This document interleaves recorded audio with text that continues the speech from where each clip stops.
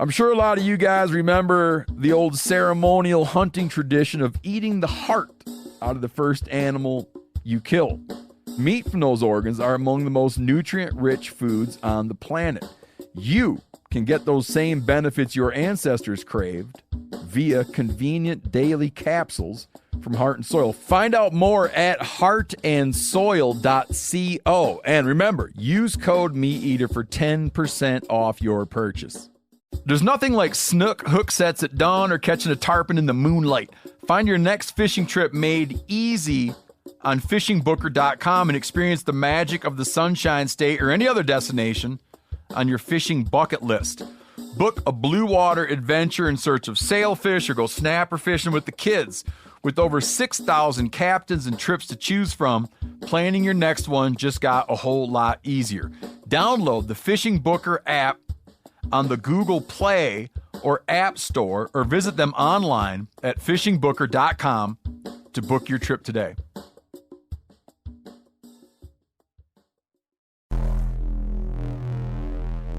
Welcome to the Wired to Hunt podcast, your home for deer hunting news, stories, and strategies. And now, your host, Mark Kenyon. Welcome to the Wired to Hunt podcast. I'm your host, Mark Kenyon, and this is episode number 419. And today, I'm joined by Michael Easter to discuss his fascinating new book, The Comfort Crisis, and his surprising case for getting uncomfortable, and not coincidentally, how perfectly hunting fits into this way of living. All right, welcome to the Wired to Hunt podcast, brought to you by First Light. Today we've got a really interesting show and a little bit different than our usual ones. We're not specifically talking about whitetail deer or deer hunting, but we're talking about a book that I recently read that, man, the whole time I read it, I just kept thinking to myself, this is why I hunt. This is why I hunt. So much of what's covered in this book is like a master class or I don't know, a thesis on why folks should pick up hunting. Now, this book is called The Comfort Crisis: Embrace Discomfort to Reclaim Your Wild, Happy, Healthy Self. And Michael Easter, the author of that book and the guy who we're going to be talking to on the show, went in and just took a fascinating journey across the world, examining how we as modern Americans and people across the globe have gotten kind of soft. We've gotten too comfortable, and it's taken us away from those core things that made us human, that made us who we are. And a big part of that is all the stuff that's wrapped into hunting. And it's so relevant to what we do that I had to dive in this one. So we cover all sorts of topics related to, the value of being bored, the value of taking on hard challenges, pushing yourself, getting not only uncomfortable, but getting bored, getting physically challenged, getting hungry. As I say all these different things, I'm sure you're thinking, yep, done that, yep, done that, yep, done that. We as hunters are fortunate that we're actually getting to live a lot of the stuff that he touched on here in the book. But what's really particularly interesting is he not only kind of talked about the common sense stuff that I think a lot of us think intuitively, but he's actually found research and science and really solid numbers and data that back up a lot of things that I think a lot of us believe. Now we can point to a lot of stuff that backs all that up. So I think I think I should just stop rambling. I think we should get into it. Really interesting conversation. I thoroughly enjoy what Michael had to share with us today, and I highly recommend this book. This has been one of the better books I've read yet this year. Highly recommend The Comfort Crisis, and I think anyone out there who enjoys the outdoors, who enjoys to hunt, who's into this kind of stuff, I think you will really enjoy this book. It's going to give you a great reason to keep doing what you're doing and to encourage others to try it out too. So without any further ado, let's get into my conversation with Michael Easter. All right, I am excited to have on the line here with me Michael Easter. Michael, welcome to the show. Hey, thanks so much for having me. Yeah, I appreciate you being here. I'm looking forward to this one because it is, I mentioned this to you just a second ago before we started recording. Your book, The Comfort Crisis, puts evidence and science and a framework behind a lot of things that I've intuitively believed for a long time. and that I would tell my wife about, or I'd tell people that I used to work with or something. And now I can just say, hey, read this book and you'll get it. And that's a very handy tool, I think, that I'm going to have now and for a lot of people, because the subtitle of your book here is Embrace Discomfort to Reclaim Your Wild, Happy, Healthy Self. And so much of what you talk about in this book just kind of puts words to how I've tried to live my life in a lot of ways. And I think a lot of folks listening to this podcast have as well. So after I read it, I knew my listeners would be really into this one. And that's a long-winded way of saying, Michael, thanks for being here. And I guess to start, before we even get to know you, what's your argument with this book? Like, why did you write this? What's the thesis here? What does the world need to know that you're giving them with this book? Yeah, well, first of all, I'm glad you liked it. I'm glad I've given you a tool and put some science behind these ideas that you've had, and I think we all sort of intuitively have. But I'm kind of in a unique position to look into some of the stuff in the book, as my background is a health and science journalist. So I'll give you the short answer and the long answer of the book. The short answer is that in the comfort crisis, I investigate basically how our modern day comforts and conveniences are linked to a lot of our most pressing problems today. So things like obesity, chronic disease, depression, even feeling sort of a lack of meaning, like, why am I here? And how by stepping outside of our comfort zones in a variety of different ways, we can dramatically improve our overall mental, physical, and even spiritual well-being. So to investigate this idea, I traveled about 30,000 miles around the world. I met with experts ranging from Harvard researchers and Icelandic geneticists to Buddhist lamas and special forces soldiers. And what I think will be interesting to your audience is that I spent 33 days in the Alaskan backcountry up in the Arctic on a caribou hunt. And that hunt serves as the overarching narrative of the book that kind of gets me into each of these discomforts that we've essentially removed from our lives that are important for us as human beings in a variety of ways. Yeah. Yeah. And that through line, that narrative of that caribou hunt was fascinating, partly because I think almost anyone who loves wild places loves a good story up in Alaska, right? That's the dream, the final frontier for so many of us that want to be. People want to be in those places. And it also took me back to some experiences I had up in Alaska chasing caribou as well. You just got it for a much longer period of time. So I was jealous of the full month plus you got to spend out there. And with a really interesting guy too. You got to spend time with Donnie Vincent, who has been on this podcast a handful of times and is well known within our community and a great representative of our community. So you got a great introduction to it. I did, yeah. And so to kind of let people know how it all came together, I guess, is that my background is that I'm a journalist who writes about the science of human health and performance. I have my entire career. So I'm a professor at UNLV right now. And before that, I worked at Men's Health Magazine. I've written for Outside Magazine, Scientific American, all these kind of places. So background is kind of an investigative journalist.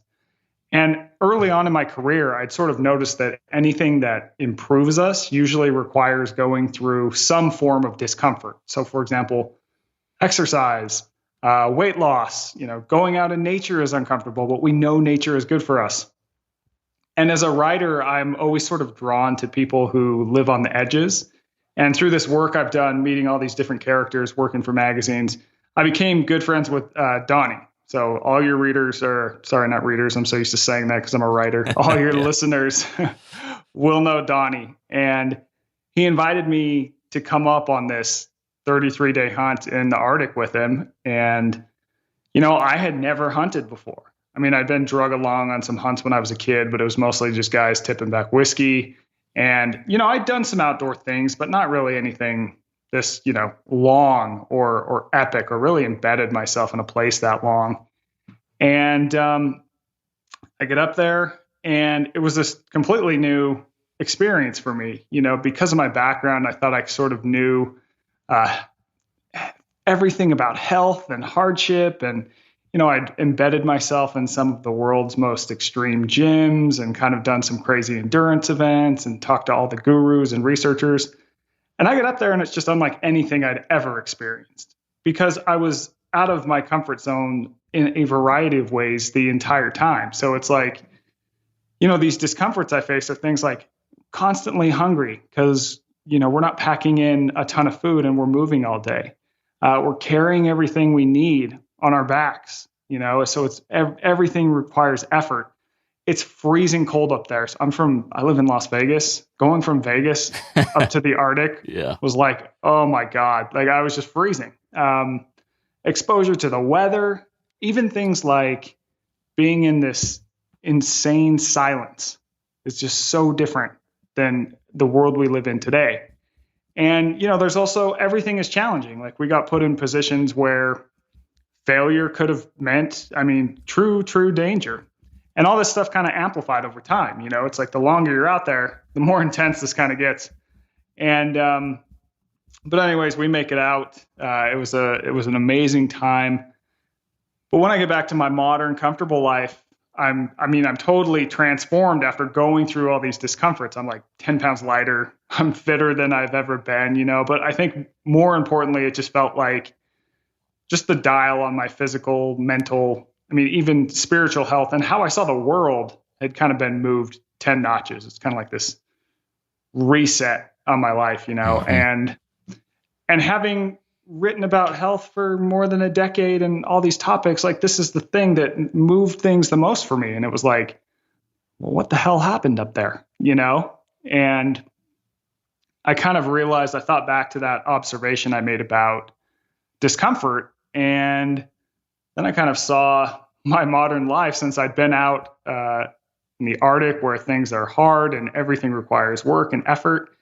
And then I look at my life in Vegas and it's like, oh my God, like humans are so unbelievably comfortable in every single way now. Like we've engineered literally everything in modern life to be easy, to be effortless, and to be comfortable. So that goes, think about your daily life now. It's like we live in buildings and that are climate controlled and we have easy access to food. Food is always there. We don't really have to move or work at all to make a living. All these things are great, but they've also taken something away from us, right? So I wanted to know, are there any downsides to all this comfort we live in? And are there any legitimate science-backed benefits to pushing against comfort and sort of seeking out discomfort? So that started this big investigation into the science, and I traveled around the world to meet all kinds of different interesting characters who are sort of living on the edges and investigating this idea all in their own unique way. So I met researchers at Harvard. I met some doctors at the Mayo Clinic, Special Forces soldiers, like I mentioned, Buddhist leaders in Bhutan, neuroscientists, just people all across the board. And I came to the conclusion that I stated before that, there are definite downsides to all the comforts that we live in and having to never be challenged in a variety of ways. And by getting out our comfort zones in a handful of ways, we can move the dial on things for ourselves and sort of exploring our edges, we grow. And, some of these ways that you can insert discomfort back into your life are relatively easy. And some you have to do something a little more epic, You have to go out and really, really push against your edges. Yeah. So that's kind of how I ended up investigating this. Yeah, it's interesting. I was going to ask you whether you had gone into that hunt knowing you were writing this book already, and you were looking at that as this great place to test things, or if that hunt, inspired you to dive in. So it's interesting to get that backstory. It's funny, so much of how I talk about hunting with, my non-hunting friends or family revolves around some similar things to that, which you just described. I've always thought that hunting is one of those most human activities. It presses these buttons that are hardwired deep into the essence of who we are and what we are. And you made the point in the beginning of your book that, the modern conveniences that we enjoy today, all that stuff you described that makes our life so relatively easy in a lot of ways, that's only been around 100 years or so.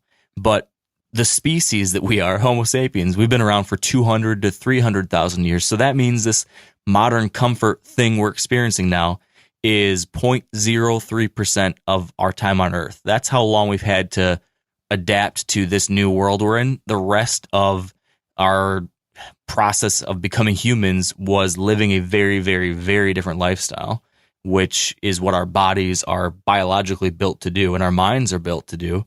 We're not doing a lot of that stuff anymore. So it makes sense that could, lead to challenges, lead to issues, and lead to some of us having these desires to connect back to that stuff that made us who we are. So for me, that's hunting, and you point out a lot of different ways that you can be doing that across the board. But let's talk about the downfalls of comforts. This is something that you discuss quite a bit too. This radical left turn away from what humans were kind of built to do. All this stuff that we now have that's made life so much easier, so less physically stressful in certain ways, et cetera, et cetera. What are the symptoms of that we're seeing now that you found as you started researching this? Oh man, I mean, there are so many, and I kind of frame it like this. And I sort of hinted at this when I was talking initially about the book, but it's like, just stop and look at everything around you. Everything around you right now it's all been invented within 100 years. Like the stuff that is most influencing your life every single day is all brand new. So you're probably like sitting and listening to this right now. Like chairs aren't that old. They're like, we invented them a few hundred years ago, climate control, even the shoes on your feet. Transportation, how we have it now, the food we eat and its availability, your constant distractions like media. I mean, digital media is only about 100 years old, and we evolved in these really rough and tumble environments where we didn't have all these things that made our lives easier. So we developed these drives to always be comfortable. So this is why we get hungry, right? Hunger sucks. And it's basically it's your body telling you, hey, you need to go out and get food. And I'm going to make you feel really bad right now so that when you do get food, you'll feel better. And then you'll know, hey, I need to eat more. Movement, like having to exercise. The reason that exercise is so uncomfortable is because in our past environments, there just weren't enough resources where it never made sense to do any sort of extra effort, right? Because there's just not enough food around to burn those extra calories. So our bodies evolved to not want to do any extra effort. And now in today's society, where there's food everywhere, our body is still telling us, hey, you should eat more because that keeps you safe. And hey, why would just sit around? That's so much better for us, but that's not the case anymore. So anthropologists call this an evolutionary mismatch. It's essentially when we develop traits that in one environment are advantageous and help us survive and procreate, and then we move into a different environment, they can backfire, more or less. And I love what you said, too, about there being something, I think, inherently human about hunting. Now, going into this, I'd never hunted before, and I could see that would be the case, but having to experience it, I think it was a really new, interesting experience for me across the board. And I think you're right. Like hunting, we're so removed from the modern environment when we're hunting. And I'm saying this as a person who's only been a few times. So, but it's just radically different than even, climbing a mountain or doing any other random outdoor activities that a lot of people do today, where we're on this sort of trail and we don't veer off the trail. In hunting, we're really embedding ourselves in the wild, and there are scientific benefits to that for our brains and bodies, and having to engage with the life cycle too. I mean, that was a huge leap for me as well, right? It's like before this, it was like, oh yeah, meat just magically appears at the grocery store. Right. You just go down and buy it. I never thought about meat. It's just like you grow up eating meat and whatever. That's what you do. But, yeah, exactly. And there's no problem.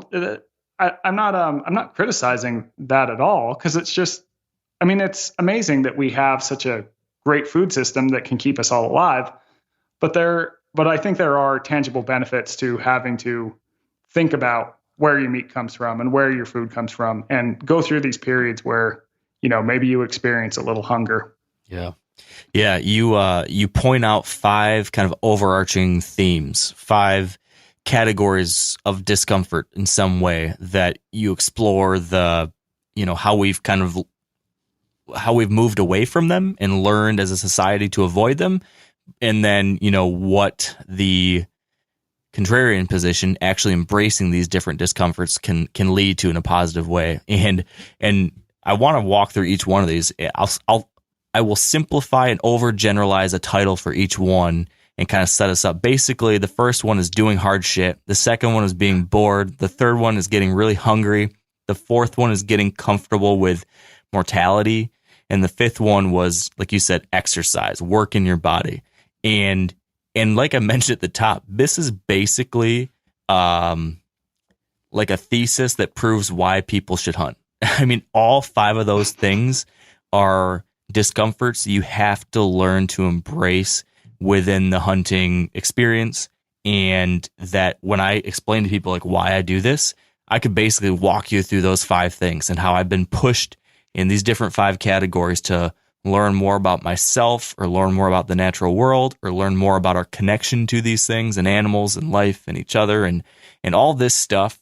I mean, this is why this one specific experience that I'm involved in has helped me grow. And I think you make the point in your book that there's a lot of other ways that you can do that, but it's nice that I had this one example that it just so perfectly lined up with that as I read through all these things, like, yes. More, please. I get it. So let's examine that first one, which is something that I feel like deep down in my bones so often when I feel that I'm experiencing the lack of it. So, do hard stuff. And I think one of your title chapters is do hard stuff, outside as much as possible, something like that. Yeah. Can you talk a little bit about just that in kind of introductory theme that you explain on here, and how everything, we are getting soft in a lot of ways. We're not challenging ourselves in certain ways. I love the Misagi concept that you talk about in there too. So can you kind of introduce the setup there on that one? And then I'd love to, explore some of the different ways you found people adding new challenges to their life and what that gives them. Totally. So the idea is basically this. If you look at our past lifestyles, I mean, we did epic challenges in nature all the time. And this was all without safety nets. And this was just a part of life. So this could be something like having to hunt, going on an epic hunt. This could be we have to move down to our summering grounds and we have to go over this pass and the weather's coming in. I mean, there's all these things we did that were challenging. And each time we would complete one of these challenges, we'd sort of go outside of our comfort zone. We'd get put in a position where failure could be very dangerous, but we'd have to dig deep and we'd make it through. And then we'd learn something about ourselves and we would expand our potential, right? We know that when people do hard things and come out the other side, they are improved from that. But in modern life, we don't have real challenges. Like today, you can live a normal life and literally never be challenged at any time. And that is an okay life. But by never exploring the edges of your potential, you never really know what you're capable of. Today, we have an outsized fear of failure because nowadays, what is failure for the average American? It's like, oh, I was presenting to my office and I messed up a slide and my boss gave me a bad look and oh my God, that was just terrible. Mm-hmm. Everybody saw the finale of Game of Thrones and I missed it. Yeah, that's exactly it. Or it's like I didn't get enough likes on this Instagram page. Oh my God, my life is falling apart, right? So because we never challenge ourselves with these real things that are dangerous, we now view these very minuscule quote unquote failures in our lives with this outsized fear, and we have an outsized reaction to them. So this is why a lot of researchers think that depression and anxiety are so high, particularly among young people. If you look at how the generations have unfolded, like there's this spike in anxiety and depression among kids born after 1990. And that is when helicopter parenting became a thing, when, kids couldn't go outside anymore because there was a lot of reasons this happened, but mostly there was like media fears around kidnapping. So it's like kids couldn't go outside. Playgrounds became all plastic, so you couldn't bump your head, that kind of thing. Mm-hmm. So the idea that I lay out in the book is this concept called misogi. And now I learned this from a guy whose name is Marcus Elliott. And his background is he's a Harvard-trained MD. He is sort of a pioneer in sports science. I mean, he's one of the leading sports scientists in the country. His first job is he worked for the Patriots. He reduced their injury rates from I think it was like 21 hamstring injuries a year down to 3, helped them win some Super Bowls. Then he was like the performance director of Major League Baseball. And now he opened his own facility and he has a partnership with the NBA, and NBA players come through there, and he does all this really fascinating science around movement and injury risk and training. So I told you all that to basically tell you that he's a smart guy who's super into all this numbers and data and figures. But being this guy whose job is to basically make people perform better, he also told me like a lot of this stuff can't be measured. And there are certain things that you can do to improve performance. So he calls this thing he does misogi. He started doing this when he was in grad school at Harvard. And once a year, he picks one really epic task in nature. And the rule is that it has to be really hard, which he defines by saying you have to have a 50% chance of failing it. And then rule number 2 is that you can't die. So he just makes up. Yeah, exactly. He makes up these wacky challenges. Like him and athletes will go out and his friends. And for example, one of them, they got this 85-pound boulder and they walked it 5 miles underwater, under the ocean, off the coast of Santa Barbara. It took them like 5-6 hours. They had no idea. I mean, they don't train for any of these things. It's just like, we're going to do something crazy in nature. And there's going to be all these moments where we want to quit. We're only going to have a half a chance of actually finishing this thing. But along the way, we're going to like learn something about ourselves and what we're truly capable of, and face these, sort of real challenges and face down our fears. And by coming out the other side of that, it's like you can bring those tools back into your normal life to really move the dial, Yeah, man, there's so, that idea resonates with me so much. And it's kind of funny. I've been reading a lot about a very separate, well, maybe not entirely separate idea around evolution and extinction, and how a lot of extinction events, this being kind of the opposite of evolution, happens, it's a long, slow trickle of these things happening. And then there's these punctuations of massive change that, are where the real change happens. Environmental conditions warp dramatically, forcing immediate adaptation or extinction. And so you have these events that, these staccato events that define life or the lack thereof. And so that's like on the macro scale. If you zoom that into the micro scale of individual lives, I think you can make a case that the exact same thing is true. Like so much of our life is just day by day doing the same kind of thing, Groundhog's Day, yada, yada, yada. And then we have these events, we have these challenges, whether it's, self-induced, we've taken it upon ourselves to have a challenge, or something comes out of the blue, hits you over the head and changes your life for you. But I think so much of your life is colored by these tough things. Sometimes they can be fun, sometimes not so much. But in this case, like, this is a way to steer positive change in your life by creating those tough, challenging events. And I love it. It's something that I've tried to do and always want to do more of. I crave, challenges, goals, testing yourself. I don't know if you've ever heard a lot of folks. I think it was first popularized within the climbing world, but there's this concept of type 1, 2, and 3 fun. Are you familiar with that? I'm not, no. Tell me about it. So I love this idea. Type 1 fun is like you're going to go play basketball with your buddies, or you're going to go watch a movie, or you go and take a roller coaster ride or something. Like it's simple fun that's fun in the moment, but it's the kind of fun that, it's great right now and then, but a day or two from now, right, it's kind of slipped away. It's nothing that substantial. Type 2 fun is the kind of fun where I think a Misagi falls into this category, where you're doing something in the moment. Man, it is tough. It is challenging. You might look at your buddy, you're climbing a mountain, and you look at your friend, you're like, man, this is stupid shit. Like this is miserable. This is crazy. But you do it, you get through it. And the next day you're beaming like, man, that was incredible. That was amazing. I can't believe we did that. And a year later, you're telling the story.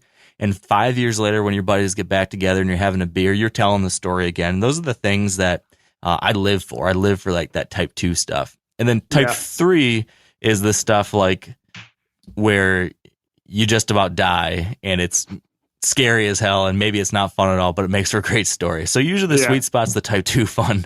But I feel like this concept that you've been writing about, it fits into that a lot. I mean, whether it's planning a week-long backpacking trip or a crazy day like what you're describing Elliot was doing, or people, that sign up for one of these 100-mile ultra marathons. I mean, anything like that just like pushes you to go beyond what you think is possible and make you do something crazy and forces you to just like dig in. There just seems to be so much positive that comes out of it. And the science backs that up, right? I mean, there's a lot of things that come from those. Yeah. Well, think of the work of Joseph Campbell, who's the guy. I mean, he's this, he came up with this idea of the hero's journey because he investigated all these different cultures around the world. And he found that most of their stories of myths, they have the same key elements. And it's that the hero leaves the comfort of their normal life.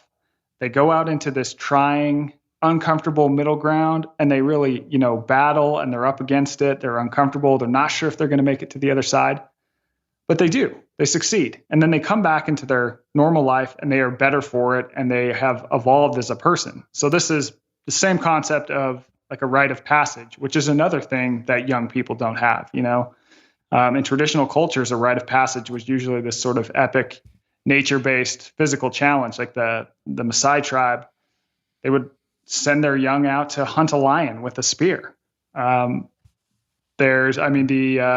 The Inuit would send young people out to hunt caribou and narwhal and those sort of things out in the challenging environment, and then they come back and they're better for that. And we don't have that. And I mean, I even think of in your book, there's the scene where you and your buddy are headed into the Bob Marshall Wilderness, and you've got these pack rafts, right? Yeah. And you're like going to get across this lake or this pond, and the weather is just hammering you, and it's very clearly dangerous. And like your mind is, man, what the hell are we doing out here? And then you guys just look at each other and you just smile. Yeah. Eventually, because you're like, this is so stupid, but it is so awesome. And that's something. That's something. Yeah, that's something you're never going to forget the rest of your life. Yep. And you mentioned before, our days can get very routine, and there is a very good scientific reason for that. It's because we evolved in these harsh, trying, uncomfortable landscapes. If we could predict something, that kept us safe. So our brain wants to keep us in a predictable cycle because that used to help our survival, and those genes were passed on. But nowadays, we're living in these worlds where it's so predictable and so survivable. I mean, it's hard to die now, right? That it's keeping us within these sort of safety nets that lead us to live these lives that when we look back, when we're older, we're not going to have many memories of sitting around watching, the 10th season of Top Chef, that sort of stuff. So. Yeah. I'm trying to remember from the reading, were there any specific best practices other than making it hard and not dying? As far as like things to think about if someone's wanting to add this kind of challenge or some kind of event to their life, were there any big things to think about there? Yeah. So think truly challenging, to kind of give them a little more detail on what constitutes hard. So if let's say you decide you're going to do some crazy outdoor run. If you're training for that by, running 10 miles one day, 15 miles, and you got this whole training program and you decide you're going to run 50 miles and you do like these training runs up to 30, 40 miles, that's not hard enough because you've trained yourself into the fact that you're not going to fail. Now, if you decided you were going to run 50 miles and you'd never run, say, 30 before, but you thought maybe you could do it. Now, 40 seemed like a pretty big stretch, but maybe you could do it. But 50, you're like, shit, I really don't know if I could do 50. Well, then that would be hard enough. Like you need to have a real sense that like, I may not be able to finish this thing. Rule 2, don't die. So that means, be safe about this. Take your damn cell phone in case you're like, okay, I need someone to come pick me up or whatever. And then the other ones are that you don't want to do something that is very comparable to, you're not doing this to compare yourself to others. So for example, you don't want to be like, oh, well, I don't know. This guy ran a marathon and he did it in this time. So I'm just going to try and do it in a shorter time so I can beat him. So it's like, you want to do this for yourself and you don't want to share this out on social media because this is really just for you. And it's this one thing where you can think back on and just be like, oh man, I did this weird, quirky thing that I can't compare to anyone else. Like you want to make this 100% for you and your own growth and epic stories. And I mean, bring friends along too, right? Yeah. Now, were there any tangible, like what was it, Mark Elliott or Matt Elliott? Marcus. Yeah, Marcus Elliott. So when he's pitching this to the athletes he works with or different things like that, like what's the take home? Like if you do this, he's not telling them you're just going to get a good story. He's not telling them you're just going to be better for it. Was he able to prove any kind of performance improvement or mental health improvement or anything in a quantifiable way, or are we basically saying, hey, trust me, you're going to feel like a new person after having tackled a challenge like this? Yeah, it's hard to measure, right? But he says, and it could be a chicken and egg thing where it's like the guys who decide to do this are already ones who are wired a certain way. You don't know. But like the guys that he has do it, and he named some names for me and said don't share them because a lot of these athletes don't want their names out with all this different stuff. But I mean, they're some of the best in the game, and a lot of them are known for these clutch performances. Mm-hmm.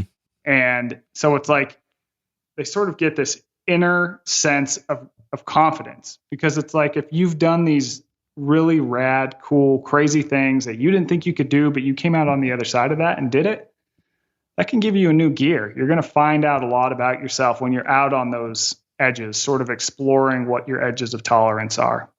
Yeah, makes a lot of sense. Another one of these big discomforts that we've lost in today's day and age is boredom. And man, as I was reading that about this phenomena, I certainly started catching myself doing things so much more often, and I realized how few quiet moments are left in life because we've filled them with so much distraction. Can you talk a little bit about this, just the epidemic of distraction and lack of boredom, and why that's not such a good thing? Yeah, so I started thinking about this because we're in the Arctic, and we're sitting on hills glassing for caribou all day, and I mean, it took us a while to find, for any caribou to run through. We're trying to catch them during this migration, right? And so we'd sit on these hills with like glassing scopes. Nothing is happening. And my cell phone doesn't work up there. It's not like I brought a book or a magazine to kill the time. I'm just sitting there doing nothing, right? So I'd start like reading the labels on my energy bars. I'd start reading the tags on my gear, going, oh, okay, this is 80% down and 20%. Wow, polyester, huh? Who knew? Yeah. But then eventually, your mind starts to wander and go to these different places. And so I get home and I start to look into this. And it's so different than life at home, right? Whereas like now when we're bored, we just pull out our cell phone. Like how often do you pull out your cell phone or turn on the TV or whatever, turn on a song or something? Boredom is uncomfortable, and there's a good reason for that. It's an evolutionary discomfort that we evolved to have that basically tells us that we are using our time in an inefficient manner. So as we evolved, it would basically kick on any time that we were sitting around, because we always needed to be working somehow to gather resources to get ready for the next, storm or whatever it was. It would kick on and be like, hey, you should be doing something right now. And we'd go out and do something. But now our escape from boredom is, like I said, it's just your cell phone or whatever it is. So we're not using it for productive time anymore. We spend 11 hours and 6 minutes a day on average engaging with digital media. So that's a few hours from our cell phones. We spend like 5 hours on average watching TV, and then there's, music and all that other stuff. I mean, all this media is not even 100 years old. Like, the radio was invented, I think, in the 20s. So we went from this period of life through all the time we evolved, where we would experience these moments of downtime and boredom, and it would often compel us to go do something or think creatively or come up with some new way to improve our lives. Then we invent media, and now it's like when boredom kicks in, it's like, oh, I'm just going to go on YouTube and watch some video. That's not really improving our lives. And the other thing that's interesting about boredom is a lot of times it will force our mind to go inward. We'll start thinking of ideas about how we can improve our lives.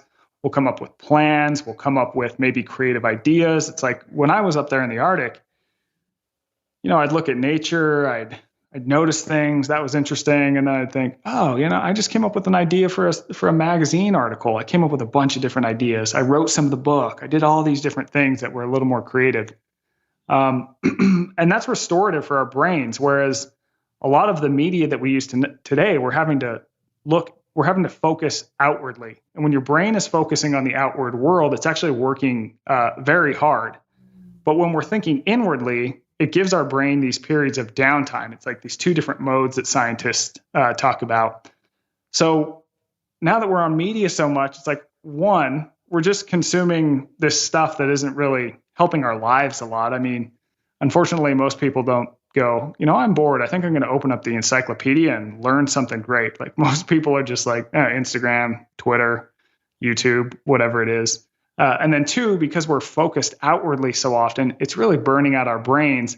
And this is leading to burnout. We have lower ability to focus. Our creativity is dropping. We have higher rates of anxiety. Like, our brains are just burned out. And so by putting ourselves in positions where we can become bored, which is another reason hunting is great, because your cell phone often doesn't work out there, and you kind of have to just sit with yourself and be with your thoughts. We can not only sort of begin to think on a different wavelength and think about things that would maybe improve our lives, come up with ideas and all these different things, but we're also just reviving our brains, giving ourselves some downtime. Yeah. So what's the prescription other than going hunting more and making sure your phone's off? Yeah. Well, I mean, so everyone thinks phone, and the reason is, there's good reasons for that. It's because phones are new and phones are always on us and they actively steal our attention. But you see all these, articles that are like how to break up with your phone, why you need to use your phone less. But I really think about it as you just need more boredom in your life, because a lot of people will put down their phone, but then they'll just flip on the TV. It's like your brain doesn't know the damn difference between the two, right? You're basically doing the same thing. It's just a bigger screen. Yeah. So I tend to think about it as we need more boredom. And for me, very simple ways. I'm not suggesting that you need to be bored for hours a day, but for me, really simple ways is like, go for an afternoon stroll without your cell phone, and don't bring your ear pods. Have this time where you're just not stimulated by media. A big year-long hunt can be good too, where you're not bringing your phone too, right? And just finding ways where you're not going to have that easy access to kill your boredom with some form of digital media or another. When I go out and do errands, a lot of times I'll just leave my phone at home. It's like, people freak out about that now. It's like, we didn't even have cell phones 10 years ago. We're going to be fine. Just having these times where you're not stimulated and you're put in a position to be inside your own head. Yeah, it's crazy. It's crazy that this is one of those things that, at least for me, you don't even realize it. But while I was reading this, it gave me a new sense of self-awareness. And I started realizing that I have filled every nook and cranny of my day with some kind of information intake. Like if I'm not chasing my kids or working, if I'm not doing those two things that take up a huge part of my life, all the rest of the time I'm consuming something. Like when I'm showering, I put on a podcast. When I'm going for a run, I'm listening to an audiobook or a podcast. When I drive to the store, I've got something playing. Shit, even now, when I go to the grocery store, I put earbuds on and I listen to stuff when I'm in the grocery store. And I realized, wow, like I'm leaving no gaps at all to just think about stuff, to just let my mind wander. And like you said, the science is showing that you need that empty space to be creative, to be to do so many things. I mean, it was an eye opener for me, and so I've actively been trying, and I still have this tendency because I'm a voracious learner. I just want to learn. I want to know more about that. I want to know more about that. So I'm constantly trying to consume stuff, but I have to check myself. So some mornings when I go for my run, I'll be like, I can't find a podcast I want. Don't like this one. Don't like this one. And then I'll catch it and I'll be, oh, that's a great sign. You don't need to listen to anything. Just run and think. And that's been a good thing, I think. Yeah, I'm totally the same way. It's a battle. I mean, what we need to realize is we have these evolutionary impulses, one, but number two, I mean, there are entire billion-dollar companies where people with PhDs sit around all day and think, how can I make this cell phone app more addictive to people? How can I get people to engage with it more time of their day? And it's like, I know for myself, morons like me, it is a battle to fight against these amazingly engineered apps. But it's one we got to fight, because I think, like I said, when you look at the data and how it's affecting people, we need those periods of downtime. So that's why I do the force thing. It's like, I don't even want my cell phone on me, because I know that my brain is just going to default to grabbing it. If it's just nowhere, and if I can put myself out of the house where there's not screens and stuff, it's like I'm forced into boredom. You know? Yeah. So much of this is preempting the impulse. So when your mental state is strong, it's like the same thing with trying to eat healthy, at least for me. If I just have like junk food around the house, then it's going to catch me at moments when I'm vulnerable and it's there and I'm going to eat it because I had a bad day at work or something happened, whatever. And then, that'll make me feel really good in the moment, and then you eat it. But if you can be strong in those moments of strength and say, you know what, I want to be a healthier person. I know that it's going to be hard for me in moments of vulnerability. So instead of just having this stuff around, when you go to the grocery store, I'm not going to buy any junk food. I'm not going to keep this stuff in the house. If my grandma comes by and brings a dozen cookies, don't tell her, but I'm going to throw them in the trash afterwards, because I know that I'll eat them if I let them stay here. It's like those types of things have to be applied to, preserving pockets of boredom. Or pockets of focus. There's this idea of deep work, that the same things that are challenging that you're describing here also make it really hard to do good work, because we're constantly checking our phones, we're constantly checking email. So I've had to, I'm sure you had this when you were writing this book, to get my book done, to get any of like the work that I need to get deep into it, I have to put my phone literally on the other side of the room. I have to shut down the browser window. I sometimes will set a timer on my phone and say, all right, for the next 30 minutes, nothing. Like every time you have this impulse to be like, oh, this is hard, I want to just look at ESPN, or this sucks, why don't I just see what's on my phone? Like instead of that, I cannot do anything but focus for the next 30 minutes. And then that alarm goes off and I'm like, okay, I can feel like I got solid 30 minutes done. Now I can take a break. It's like those weird little things that you need to create. And maybe this isn't for everybody. Maybe I'm just weird, but I need to create, frames to work within to make myself effective. And I think the same applies to staying bored. Keep your phone away. Keep the notifications off. Maybe you don't need the Facebook app on your phone. Maybe you don't need to take, your phone with you on the hike. Maybe you don't need to take it on your hunt. That's something in the hunting world where lots of times you don't have service, but if you live in a place with service, you have the same temptation. You're sitting out there and you should be enjoying nature and watching what's around you and paying attention. But if there's nothing actually happening at that moment, I've certainly been guilty of yanking it out too. So 100%. Now, a lot of you guys are familiar with the old hunting tradition. of eating, some organ, the heart or a chunk of liver off the first animal you kill. I had that when I was a little kid, and it was a big deal. Organ meats were always prized by frontier people who knew the importance of getting a lot of different minerals and nutrients. And as often is the case, those guys were onto something, because organs are among the most nutrient-rich foods on the planet. And you can get the same benefits your ancestors craved via convenient daily capsules from Heart and Soil, made exclusively from regeneratively raised, grass-fed, and finished cattle. Heart and Soil's unique freeze-drying process means all those important nutrients are trapped in, ensuring you experience every one of the benefits of nature's superfood in a clean, convenient, taste-free capsule. Find out more at heartandsoil.co. And make sure to use code MeatEater for 10% off your purchase. That's heartandsoil.co. Use the code MeatEater. You ever get that feeling you're stuck inside staring at screens and a primal urge kicks in? You crave wide open spaces, fresh air, the chance to connect with the land. Well, maybe it's time to find your own piece of the wild, but searching for property can be a maze. That's where Land.com comes in. They got millions of listings across the country, from mountain ranches to hidden fishing holes. Their search tools are like a seasoned guide helping you narrow down what you want. Land.com isn't just about buying and selling. It's about finding a place to hunt, fish, explore, or simply sit by a campfire and listen to the crickets. So head over to Land.com today to turn one day into today, because trust me, there's nothing quite like the feeling of standing on your own piece of earth. You talk about something that, again, a lot of us would just say like, oh yeah, I've experienced this. But now the science is backing it up in a really substantial way, and it's pretty cool. And that is the value of being outside.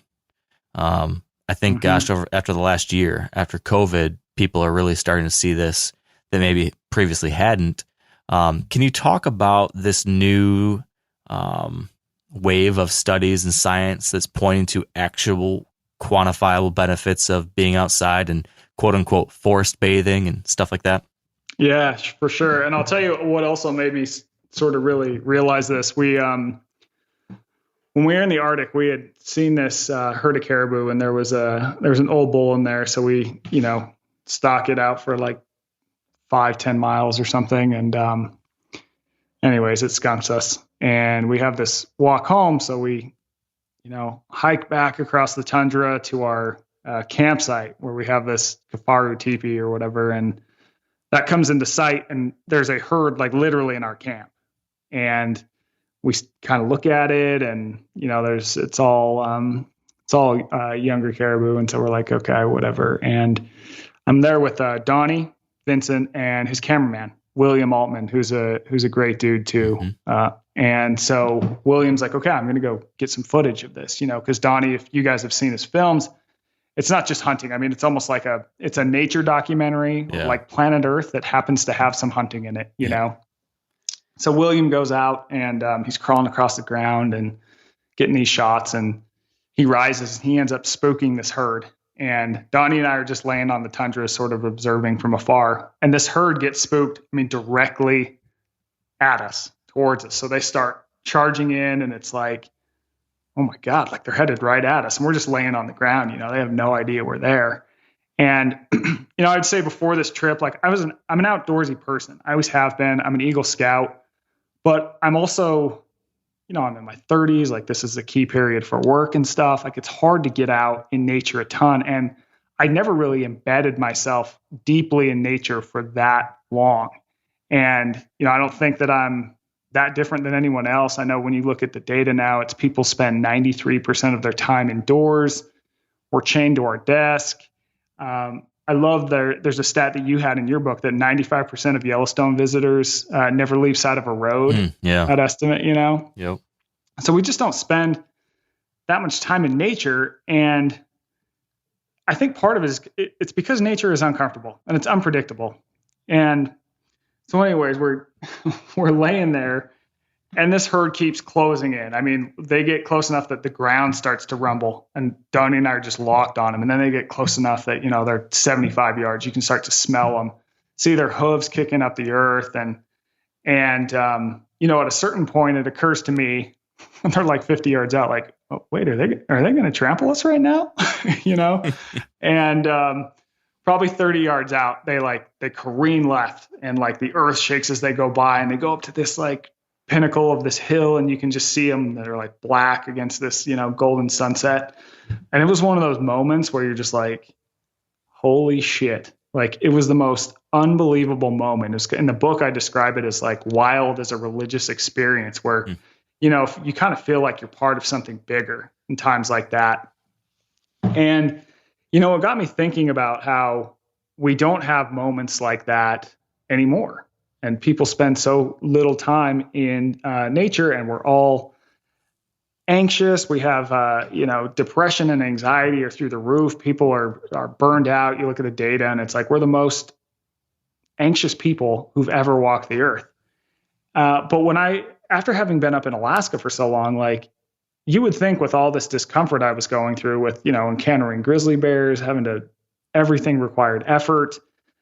Crossing, these rivers and being freezing the whole time, you'd think I'd be like stressed out and just totally on edge. The opposite was true. It was like the most zen I've ever felt in my entire life, just super calm, super centered, super focused. And so I wanted to know, what is going on with that? I get home and I start looking at the research, and a while ago, there's a famous biologist named E.O. Wilson. And he had this theory called the biophilia hypothesis that basically states, humans evolved in nature, and therefore nature is this thing we need to be happy and healthy. Like, it's a part of our lives. We are part of it, but we've removed ourselves. And by going back out into nature, we can experience these benefits, especially mental health benefits. And when he proposed this, most people at the time, other scientists, thought it was just a crock of shit. Basically, they were like, any benefits that people get from nature are probably just because they're hiking out in nature, or they're, going on a run or something in nature. And then the Japanese started studying this. So the government created a bunch of parks around the country and started promoting this idea that they called forest bathing, which is sort of hilarious, but it's basically just the idea of like spend time in nature, hang out there, you'll see some benefits. So a bunch of Japanese scientists started to see if this program, which was funded by taxes, had any real benefits for people. And they found that people who spend more time in nature, they're calmer, they generally have better health markers. And if you put people in nature, even for just like 5, 10, 20 minutes, they emerge better off. Like, they are calmer, less stress, anxiety levels go down, cortisol levels go down. So they really established this as like a thing worth chasing. And, we sort of intuitively know this, but they gave us data, and the data has only been growing since there. This was like in the 80s. So to learn more about this, I go to Boston, fly into Boston, and I meet with this girl who's a nature scientist, and she's helped develop this idea that's called the nature pyramid. So this is very much like the food pyramid, but instead of saying, eat this many servings of broccoli and eat this many servings of meat every day, it basically tells you how long you should spend in what type of nature, how often. So at the bottom of the pyramid, the research shows you should spend about 20 minutes a week in just everyday nature, like you could find in a park, like a city park. Three times a week, 20 minutes. And it helps with your calmness. It helps people mental acuity and sharpness. It also boosts creativity and lower stress levels.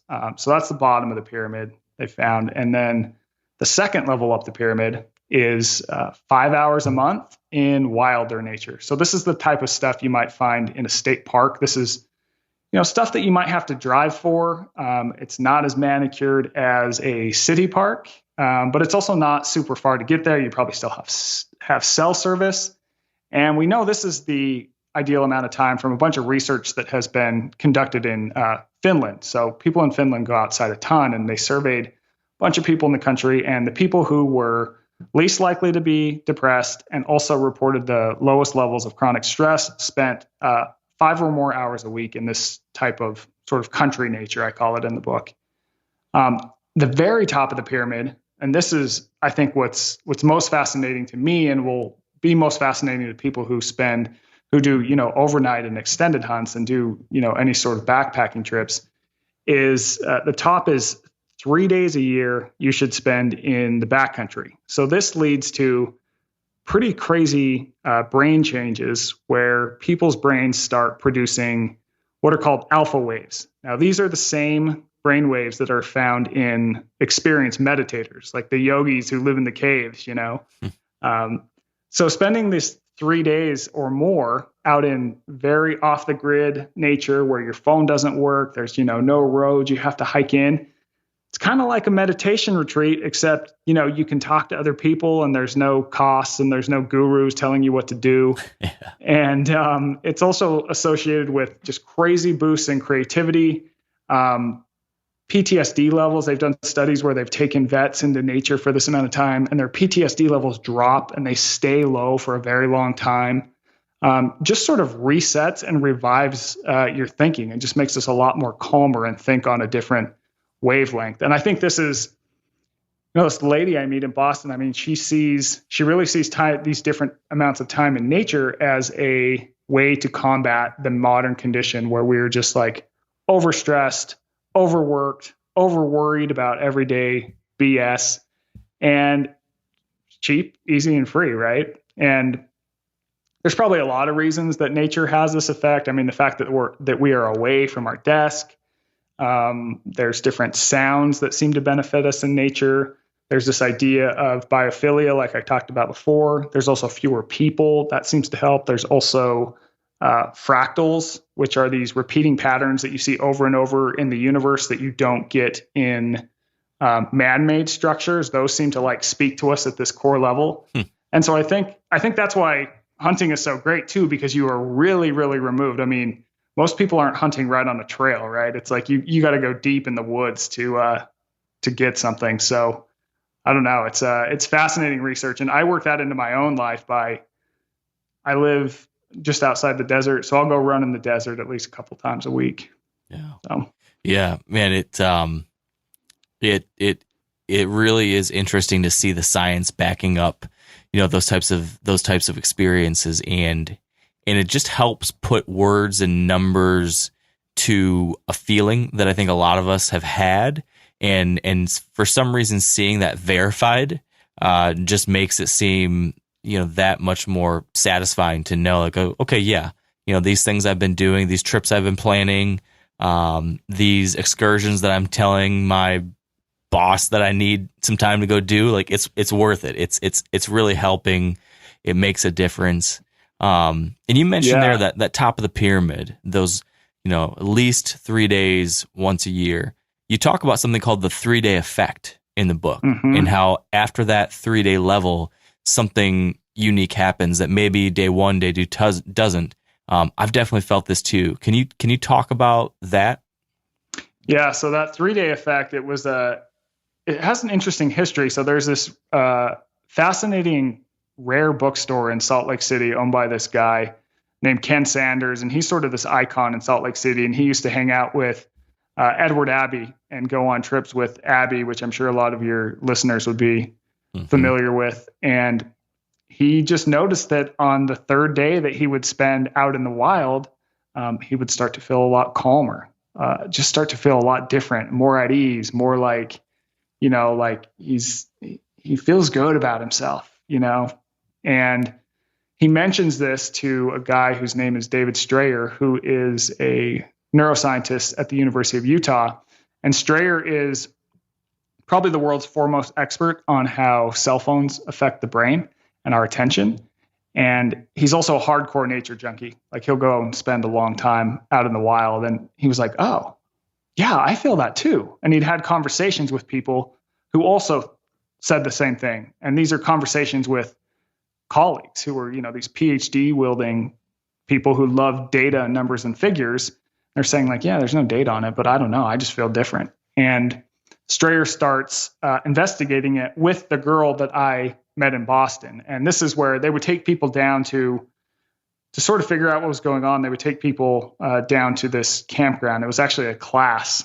So these are like 20-year-old college students to this campground in southern Utah that's super remote, no cell phone service or any of that. And this is where they learned that the reason is probably because your brain starts to ride these alpha waves, which are a lot slower, more meditative and introspective compared to beta waves, which are the waves that we tend to ride in our daily life that are like frenetic, go, go, go, really scattered. So it's that transition. For some reason on day 3, your brain just starts to change and shift, and you get these awesome waves that are very good for us. And it just takes enough, completely enough time removed from those distractions. It takes that much time for our internal selves to settle into that place. Sounds like. Yeah. So they, on your first, you think about it when you go out if you go camping for a handful of days, it's like the first day you're going, oh, did I leave the garage open? Shit, am I going to have too many emails when I get home? And then all the setup, all the stress of getting ready, getting settled in, figuring out what you're doing. Totally. Second day, you're a little bit calmer, but you're still there. But then by the third day, something clicks where you're just a lot calmer. Yeah. Now, one of the most fascinating things about all this nature research, and this goes from the bottom of the pyramid, 20 minutes a day, 3 days a week, to the very top, is if you use your cell phone, it cancels a lot of these benefits because you are dragging yourself back into you're dragging yourself out of the ability to get into those alpha waves that I mentioned. And you're also just putting yourself back in this grind of home, right? You're not looking at the nature around you. You're staring at a screen, and you could look at a screen any damn place in the country at any time. It's like, if you're going to be in nature, enjoy the nature, man. Put your phone down. Yeah. Yeah. That's easier said than done. It is. That's the one that throughout all these things, that's always my hardest one, that I'm just trying to find the ways to make my stupid monkey brain cooperate with what I know what's right. Yeah. And it's like in your book, you talk about all the people who have, helped us preserve nature in the US. It's like all these people really knew this to their core, right? Yeah. They knew this. And so they acted on it. And only now, 100 years later, or whatever it is, are we having the data to back this up. Like, damn, yeah. John Muir, Thoreau, Leopold, Bob Marshall, all these guys, they knew in advance what was going on, and they acted on this without needing all this data. And man, we're lucky for it, right? Yeah, thank goodness. And you would think that now that we do have all this data, it should make our work to keep these places around that much easier. Folks should listen because there is quantifiable benefits to it, but sometimes that doesn't hold up as much as you'd like. But I do think that this wave of new research around it is going to lead to, just another feather in the cap of the importance of having wild open places, having parks, having public lands, having green spaces in cities. I think, we live in a civilization and a capitalistic society that thrives off data. We want data to prove everything. And so now we've got it on this front, and I'm glad it is in line with what I have felt and wanted, right? Yeah. Amen. Yeah. So what about the next one, which is hunger? This is one that I wouldn't have made if I was looking at like the title of this book, and I could have predicted a few of these. I think hunger wasn't one of the topics that I would have jumped on right away. Mm-hmm. What'd you learn on that front? Why do we need to embrace hunger a little bit more than maybe we have historically?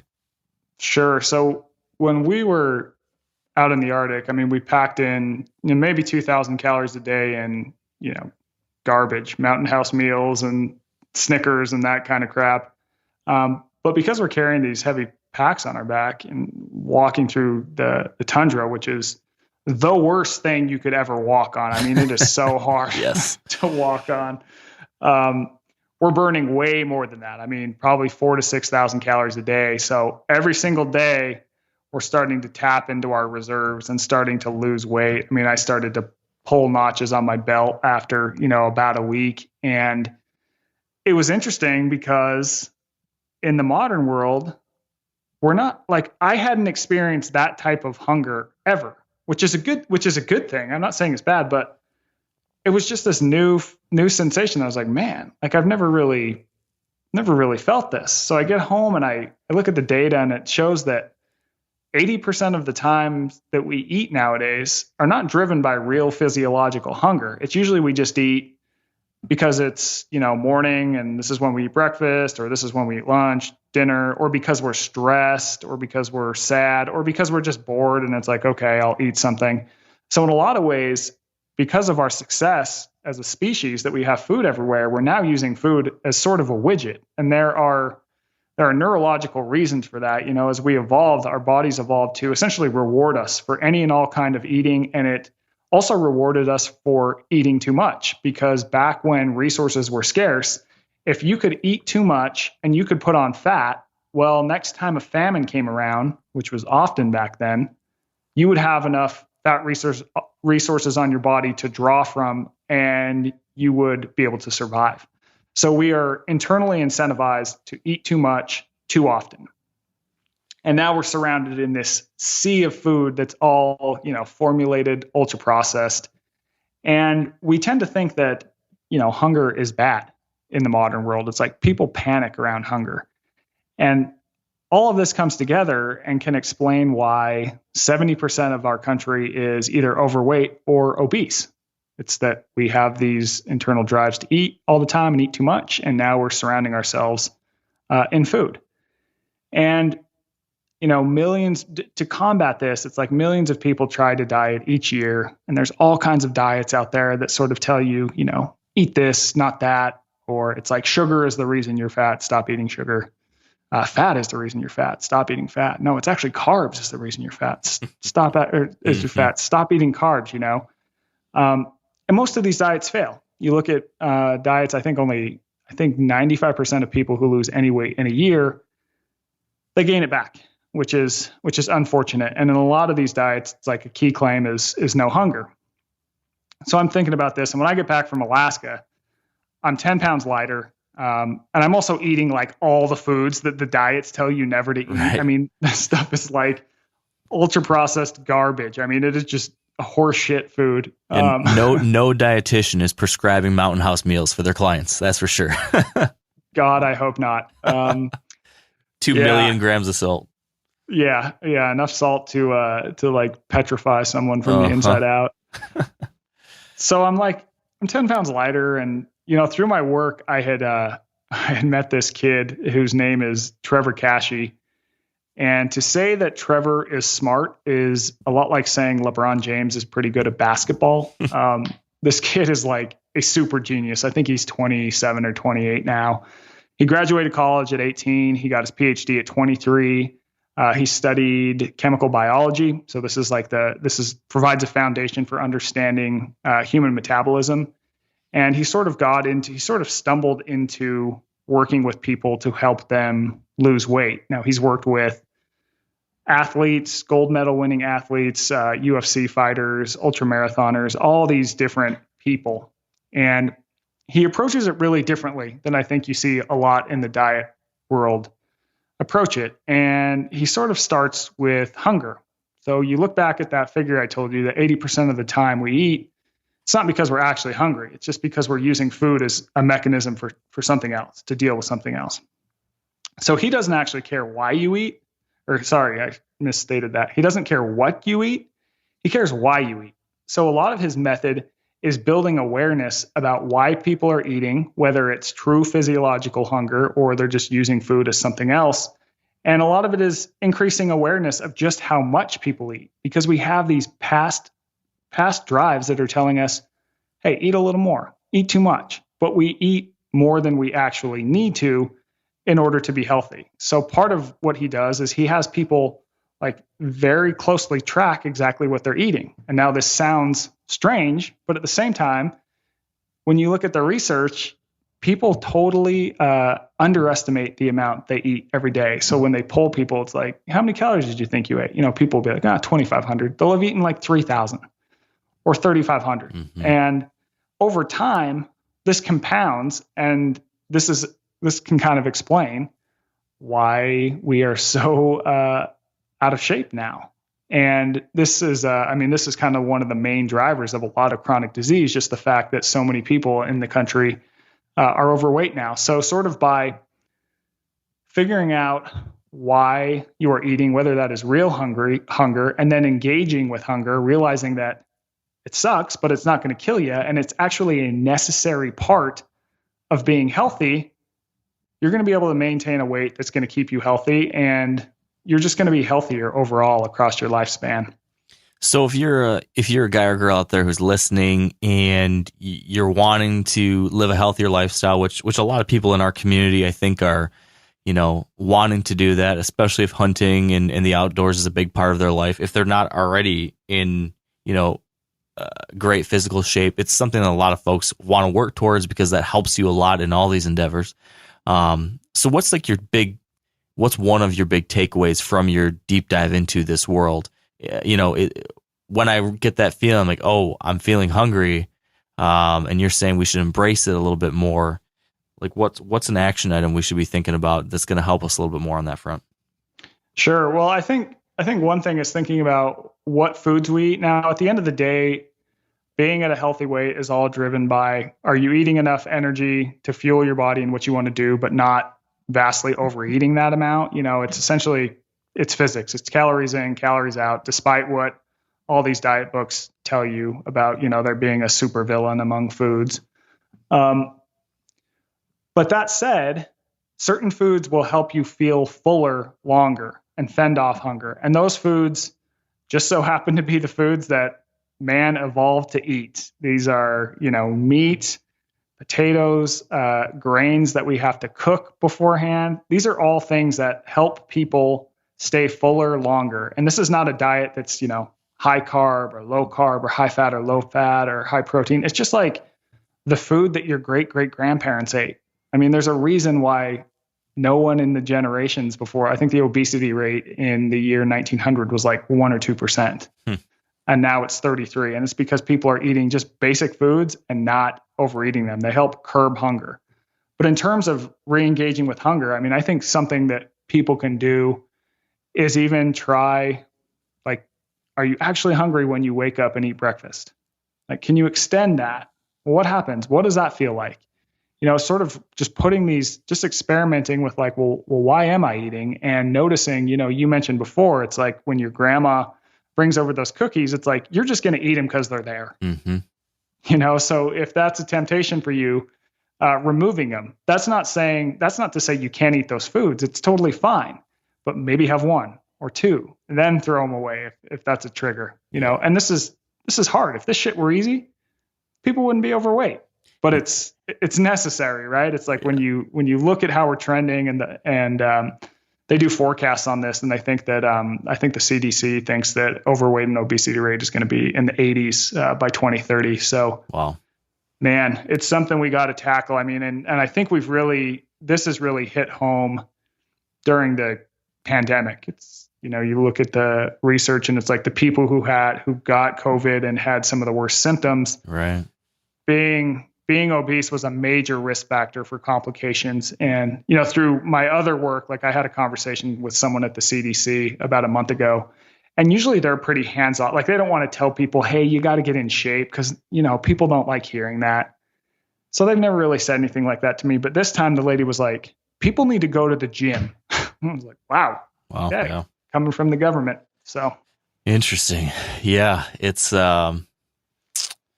It definitely was a little bit of a self-perpetuating cycle too with the whole COVID deal, and that probably not on a large enough scale. But I think you mentioned in your book, and I think a lot of us experienced it. There was like the COVID-15.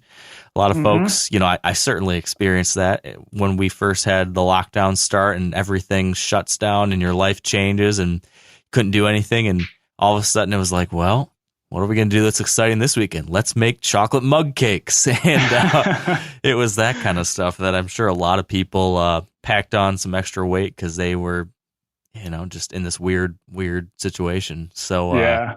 And also food gets used a lot to deal with stress. And right. Because of all these other things we've talked about, I think people have more stress than we have in the past for a lot of reasons. And food is just an easy way to deal with that. It's kind of like cheap, always available Xanax. Yeah. And so Yeah. And that would explain it, because the pandemic was freaking stressful. Yeah. You know?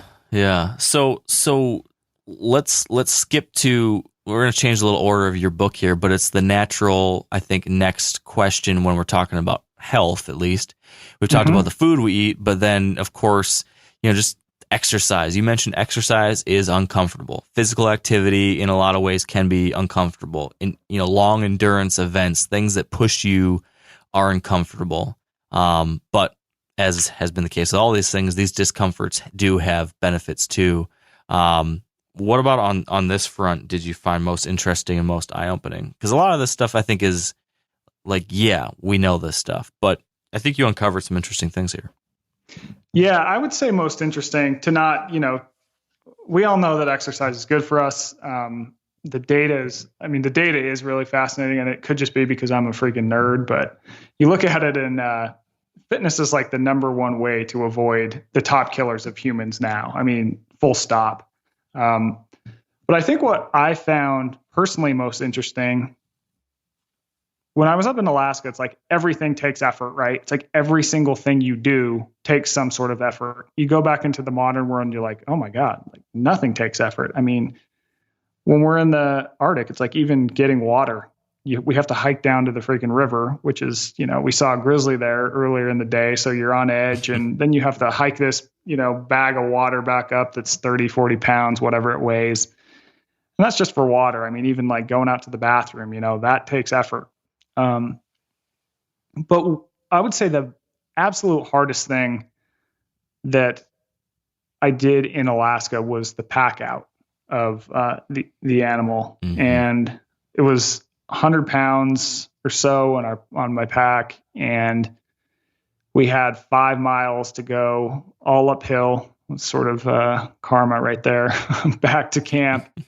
And, my background being at Men's Health and outside, like my job has forced me to do a lot of physical things. Now, I'm not saying that I'm like the world's best athlete. At the end of the day, I'm a gangly writer who sits at a desk most of the day. You're preaching to the choir right here. Yeah. But like I've done some stuff, and it was just the hardest thing I've ever done. And what's so interesting is, that was life for our ancestors a couple 100 years ago, 300 years ago. For all of time, right? Yeah. You look at cultures who are still hunter-gatherers. They are 14 times more physically active than us. We've engineered activity out of our life in every way. What I thought was interesting, though, is I traveled to Harvard to talk to a guy whose name is Daniel Lieberman, and he is an anthropologist there. And he, in 2004, he did this study where he basically found that the reason the human body is built the way it is so we could hunt. We would run animals down for miles and miles at a time and spear them. And essentially, we are really good at long, slow endurance events. We're terrible athletes in terms of like moving fast, like sprinting and lifting heavy things, but we're really good at running long, slow distances in the heat. And so that's how we would hunt. We would do a thing called persistence hunting. Most animals are really inefficient at cooling themselves because they pant to release heat. Mm-hmm. So we would run these animals down, say a mile. It would sprint and get farther away from us. Then we'd track it and we'd bump it again. And eventually, after doing this over 10, 15, 20 miles, the animal would finally just overheat and we would spear it. And then what we would do next, though, is carry it back to camp. And that's something that his paper didn't talk about. And so that's what I wanted to talk to him about. And I went up to his lab and we talked a bit about how we evolved to run. It explains why we have these long legs and why we sweat, why we don't have a lot of fur on our bodies. But then I asked him about carrying, because once we kill an animal, it's like you got to carry it back to camp. Or if the animal is just too heavy to carry, you got to carry camp to the animal. And he was studying that right at that moment. He was like, oh, it's funny you say that. I just started researching this, like, oh man, crazy. And carrying explains why we have really strong hands relative to the rest of our bodies, why our torsos are generally short, And we are the only animals that can carry efficiently. There's no other animals that can carry stuff and move it from point A to point B. So I argue, and Lieberman would also argue, that the acts of running and carrying are very unique to humans. It's what we evolved to be physically good at. And they are sort of uniquely beneficial for us from an exercise standpoint.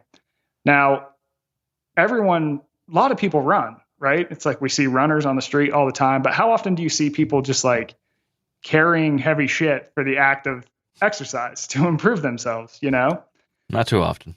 Not too often, unless you happen to be a hunter. Yep. And in that case, if you live in my neighborhood, you've seen a weird dude at 5:30 in the morning doing it with a headlamp, but otherwise. Yeah, exactly.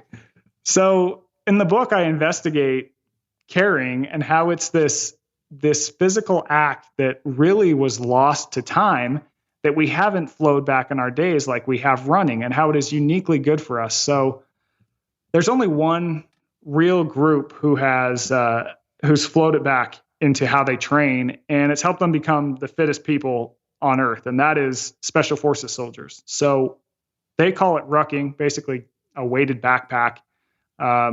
Marching with a weighted backpack is like the main form of training in the military. Military guys are always carrying a weighted pack with, ammo, supplies, that sort of stuff.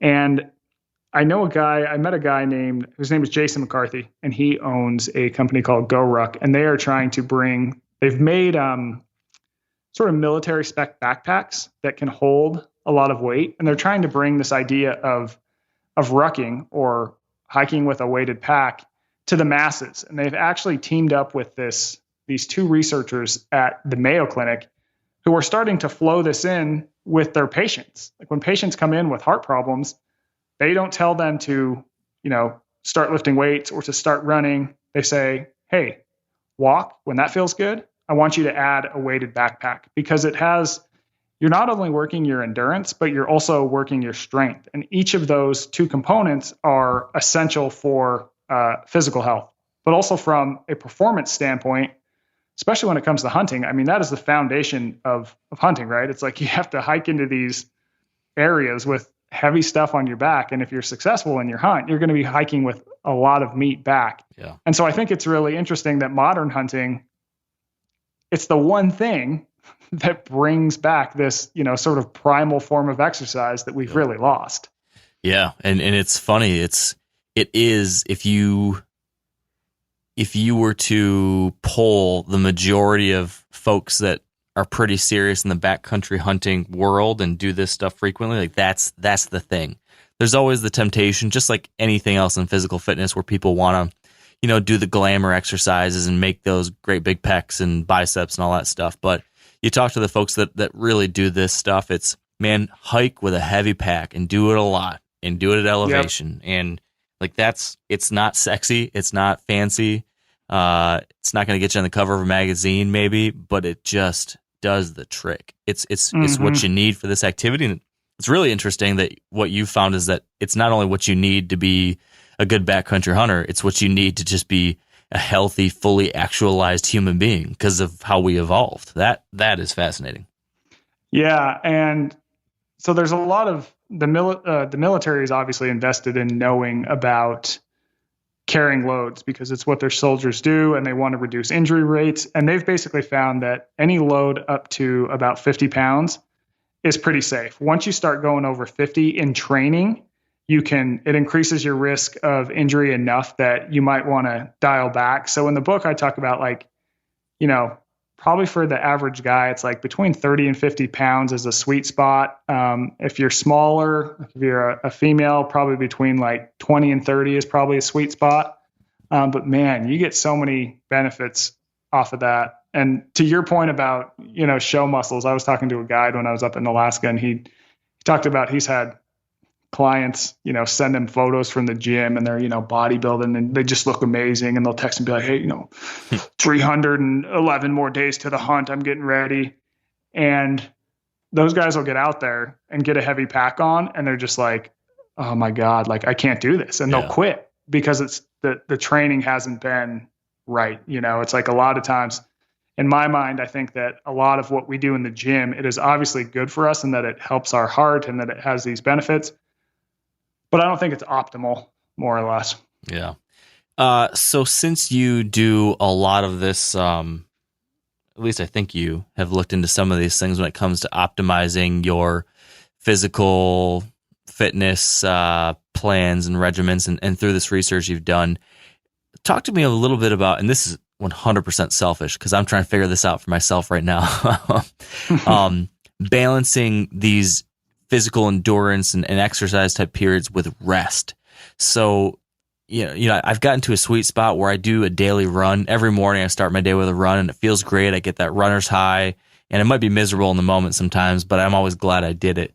But I'm trying to ramp that up more and more, and now realizing the need to have rest periods. And I think gosh, what's his name? Another writer for Outside he wrote Peak Performance. They talked about this. The formula for growth is stress plus rest. So you have to apply a stress to get growth, but then you need that rest period to allow the growth to happen. And this could apply to mental growth, or in this case, physical fitness. So you need the stress of that run or that rucking or whatever, but you also need some kind of rest period to allow your body to regenerate. Could you balance something like long distance running and rucking every other day, that kind of thing? Is that getting you rest because you're changing the type of stress? Or do you think that you really need, full, no questions asked rest where you do nothing, or you switch to a totally different type of exercise? That might be outside this conversation, but it just popped in my head. No. And I think there's a lot of different ways to view this, and different people might view it differently. But I think generally from my work, I've noticed that most people will recommend at least one day of dedicated rest a week. And I don't mean sit on the couch and smash Funyuns all day, but you're not working out that day. You go for a walk, that's totally fine. Walks can be restorative. I do think it's good to mix up day to day the type of exercise you're doing. So, if you were to go for a long run on Monday, maybe don't go for a long run on Tuesday, or make it shorter, or throw in strength work. I mean, we know that as humans evolved, they were doing endurance is what we, I think, really evolved for. Most anthropologists would argue. So it's sort of uniquely good for us.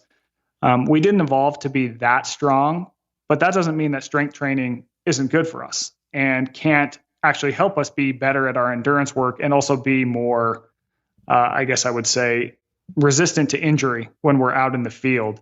Also, movement is important. Nowadays, we sit in chairs on desks all day. We're slumped over keyboards, and our movement patterns are not what they used to be. I mean, you go to countries that are a little more uncomfortable, and it's everyone can perfectly sit in a squat for as long as they want.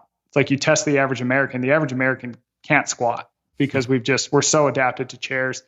So I sort of see the three pillars as endurance, strength, and the ability to move. I mean, I can tell you in my own training for this kind of stuff, I'll maybe lift weights, and not like bodybuilding style, more working the patterns that the body was built to do. Things like squats, overhead presses, planks, carrying heavy weights, 2 times a week. I'll do an endurance week. I'll maybe go for 2 runs, 1 pretty long, and then I'll usually ruck a day or 2, and then I'll have a day that's just dedicated to movement. And before every workout, I'll just make sure that I'm moving in the right way by doing a handful of different stretches. And so I think thinking about yourself in terms of how can I have as much exercise variability where I'm doing a lot of different things is going to help you be more robust. Instead of just focusing on one thing. When you go down one rabbit hole, you can obviously get very good at that. You look at professional runners. I mean, like a marathon runner, all they do is run, but they're going for that. But that's not necessarily healthy or good for the average person, right? They're basically giving up health in order to be a sort of freak at this one end of the spectrum. Interesting. Yeah, that makes sense. Makes a lot of sense. I guess that brings us to the final themes in your book, which is, again, right in line with something that I think every hunter has had to confront, which is getting comfortable with mortality, with death, whether that be your own or otherwise. What was your journey like when it comes to that? Yeah.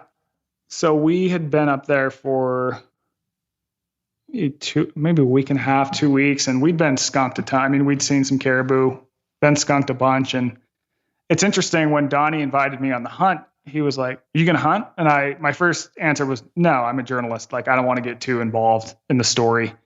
And he replied, "Okay, man, but I think you'd really understand what we come up here for a lot more if you were to hunt." And I trusted him on that, and I decided I was going to do it, but I still had a lot of reservations. I was like, okay, I think I will, but we'll see.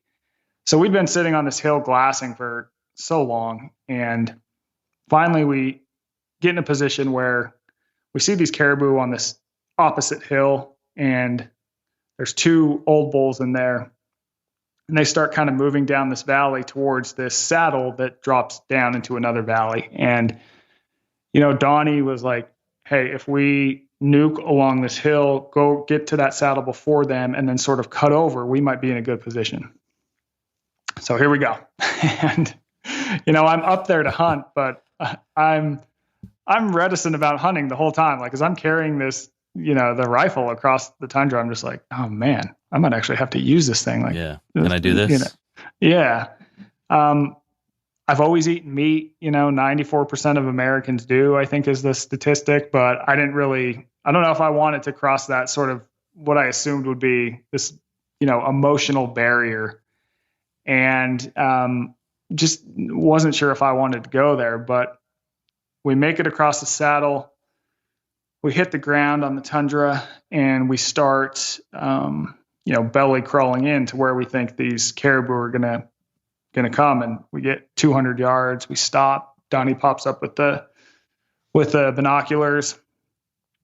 Nothing. Hit the tundra again. Another 100 yards. And I'm looking through the rifle scope. He's looking through the binoculars.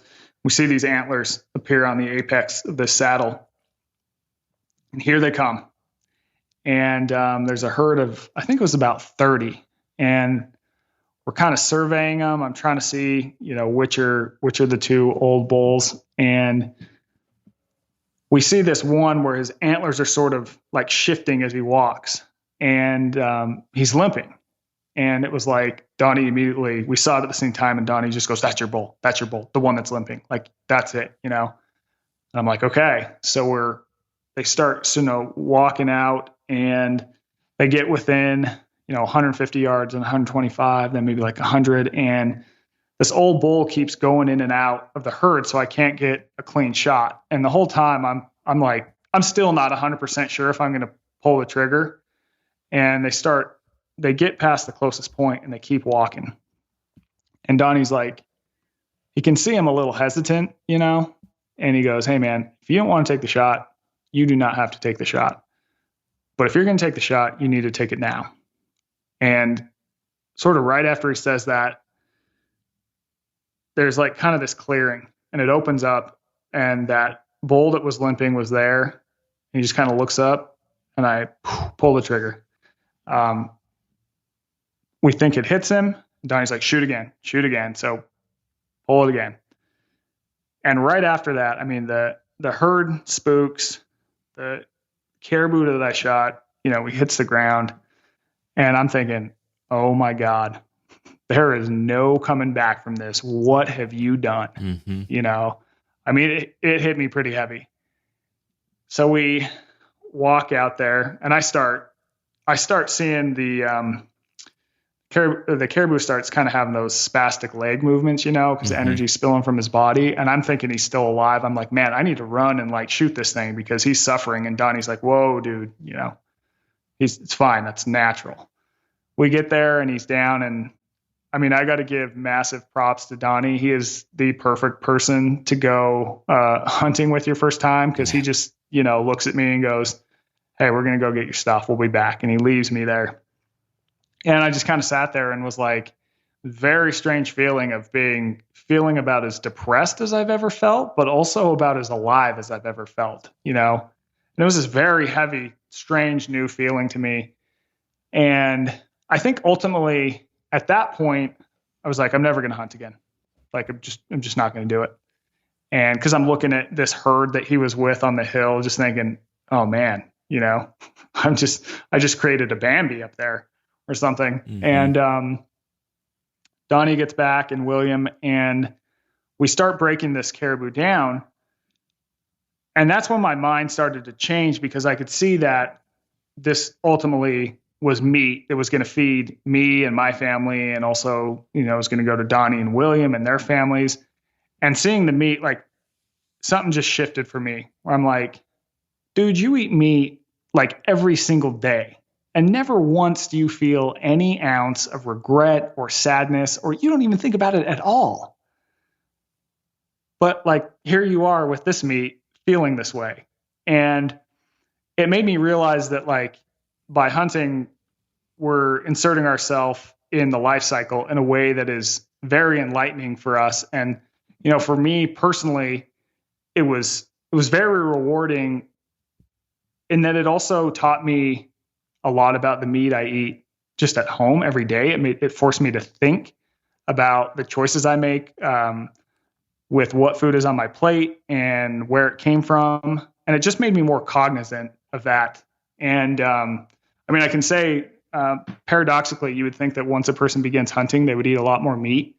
The opposite has been true for me. I'm a lot more, I still eat meat. I am by no means a vegetarian. I probably eat meat every other day or so, but like, I've reduced my meat consumption because I'm like, do I need to eat meat right now? I don't know,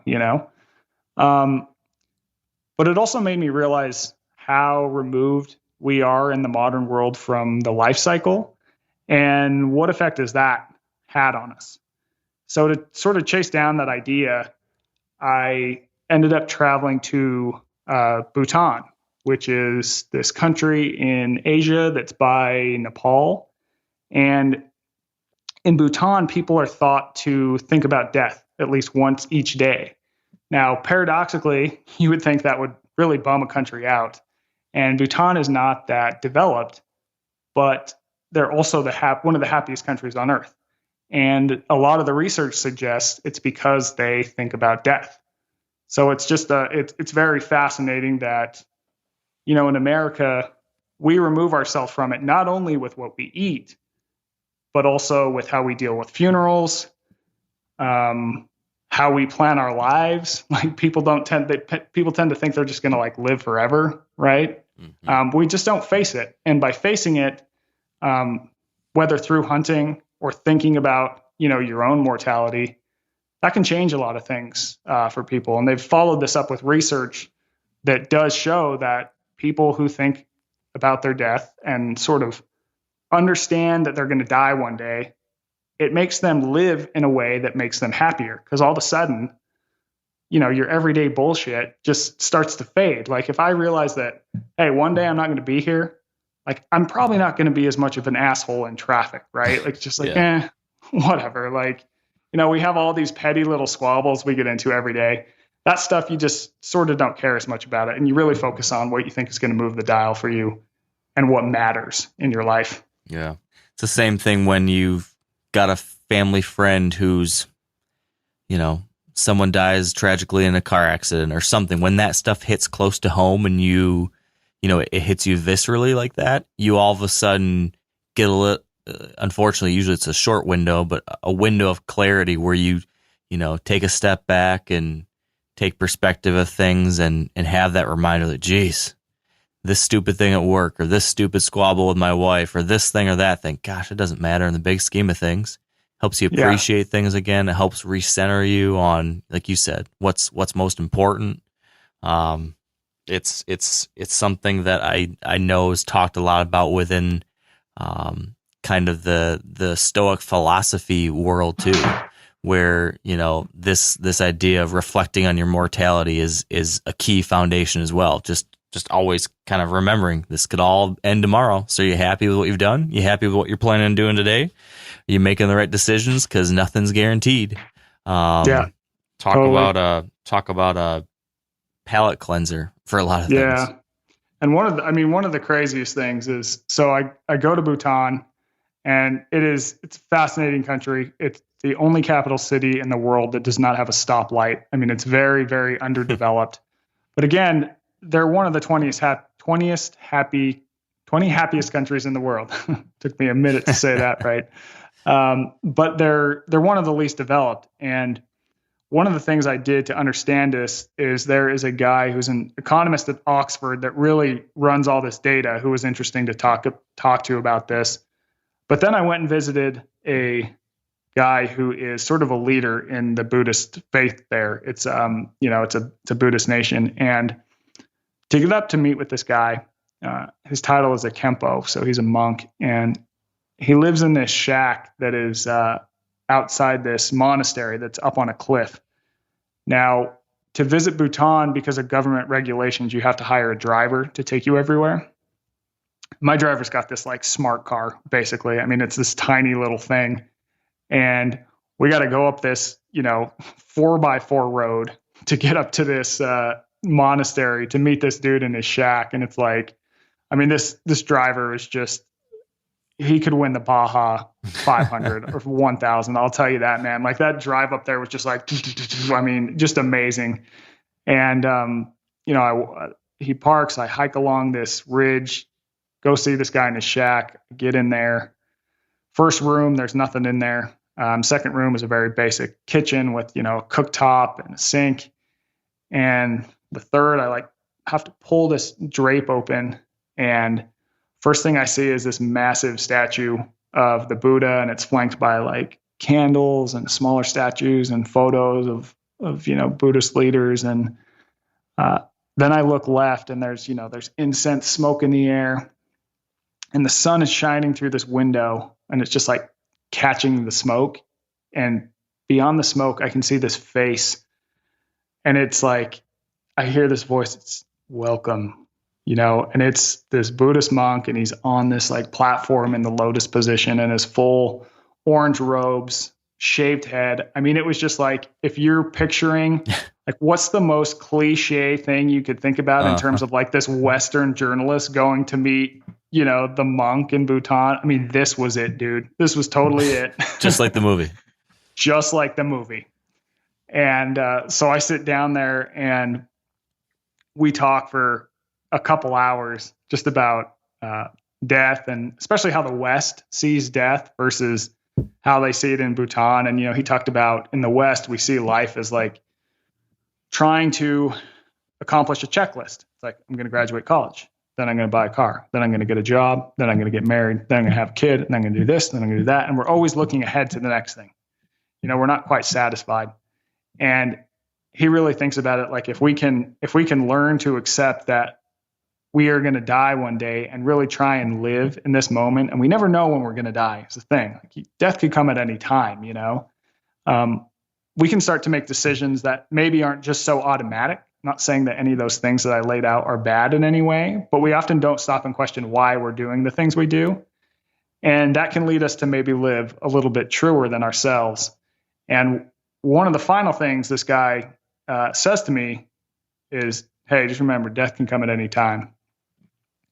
Couple days later, I'm going to visit this. It was like it was a non-work day. It was like, I'll do a tourist thing day. I go to visit this really famous monastery that is like built into the side of a cliff. You have to hike to get up there. It's like a 5-mile hike, pretty gnarly hike, because it's in the foothills of the Himalayas, so the altitude really starts to get you.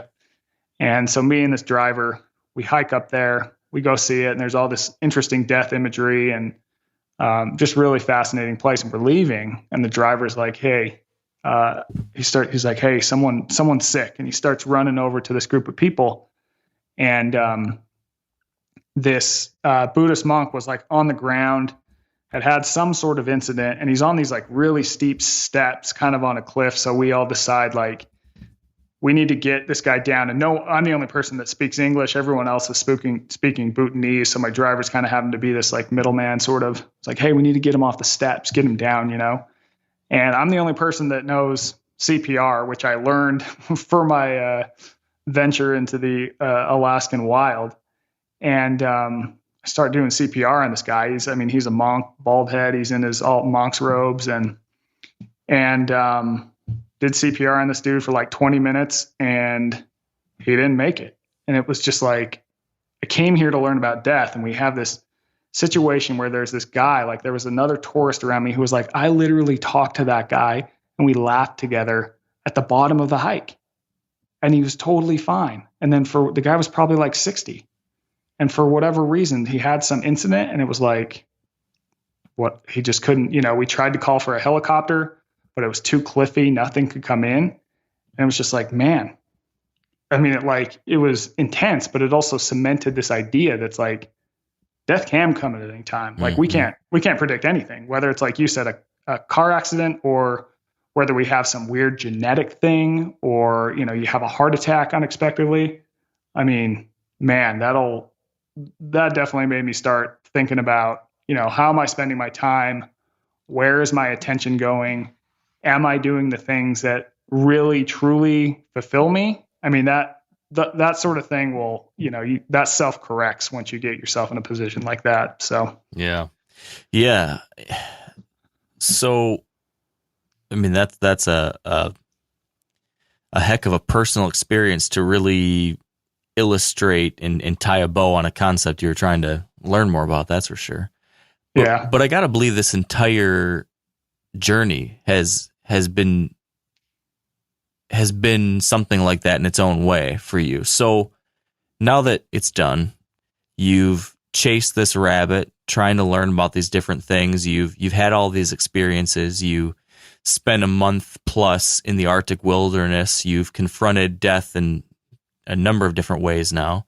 You've explored how discomfort may actually really lead to much better things in our lives. I know this book, I'm sure you were hoping this book will change people in some kind of way, but how has this book changed you? What's changed in your life now after this journey for yourself? Yeah, I think a lot of it is just awareness of how freaking lucky we have it today.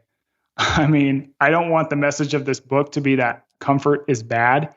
Comfort is awesome. It is amazing that you and I can have this conversation right now over the internet, and then it can go out to people and, benefit people. It's amazing that, I can drive through McDonald's and get a quarter pounder that tastes delicious. Like all these things are amazing. There's a reason we're so successful as a species.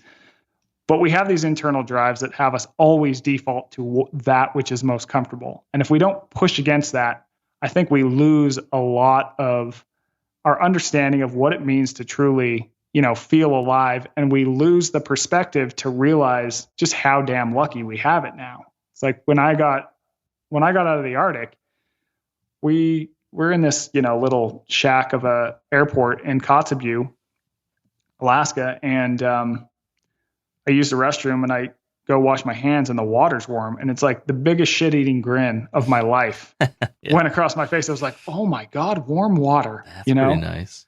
Yeah. And that happened every time I'd use warm water for like weeks after. And you also just start to realize like, oh man, like we have it so good now. And that gives you a lot of gratitude. And like, it just changes your every, I think it colors having these moments, whether it's like a hunt where you had to face down some sort of discomfort and it was challenging, or you do one of those Musogi things I talked about, or really anything that can change your perspective and help you realize how lucky you are to be alive, I think is very worthwhile. Like my wife and I, this is a stupid story, but my wife and I always go to this one restaurant by our house, and there's always a wait. It's always very inefficient in terms of like how it's managed, but the food is worth it, Yeah.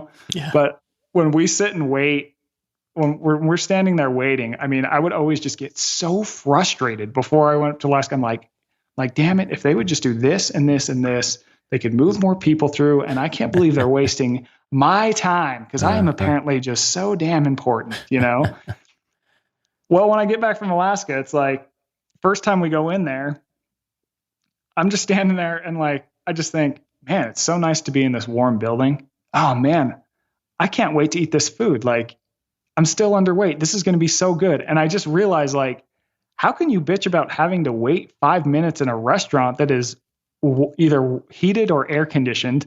You're about to eat like more calories in one sitting than our ancestors used to be able to eat in a single day. And it's like well prepared, and you're going to sit doing it the whole time. And you didn't have to work one single amount of calories worth to do it.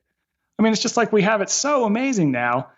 And we sometimes forget that. And so we need moments that sort of push up against that comfort and just say, hey, snap out of it. This is freaking awesome to live right now. And you better recognize that, Yeah. you know? Yeah. It's a great point. So there's a lot of different things that folks could take out of this. There's a lot of different action items that someone could latch onto and run down and apply in their own life. But if you had to pick one single change or one single idea that you could propose to our audience and say, man, try this one thing of all the things we talked about, what would that one thing be? And maybe it could be because you think it's the most impactful. Maybe you think it's the most contrary to popularity or popular opinion. Maybe, I don't know. But what's one thing, if you had to narrow it down, one action item? What's that? I would probably, this is probably cheating.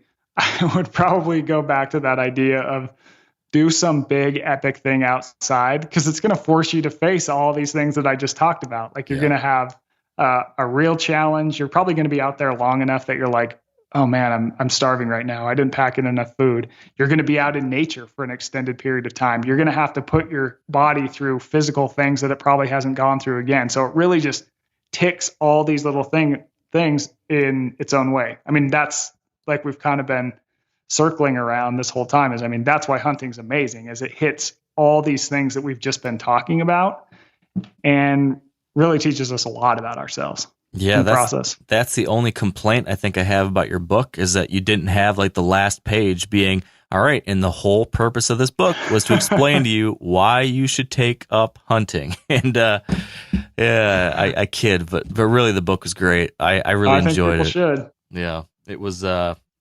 great read, interesting. And I guess my last thing I'm curious about is, are you going to do it again? You going to hunt again?